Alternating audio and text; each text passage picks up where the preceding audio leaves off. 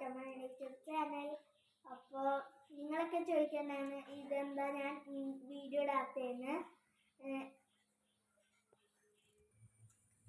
ഓണായിട്ട് ഞങ്ങൾ 3 ദിവസങ്ങൾ പൂക്കൾ ഇട്ടിട്ടുണ്ട്. പിന്നെ ഞങ്ങൾ പൂക്കൾ ഇടാൻ പോയാണ്.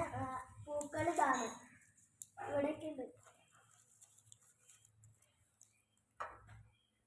ചേച്ചി അമ്മയ്ക്ക് എല്ലാവരും ഉണ്ട്. നമുക്ക് പൂക്കൾ ഇടാം.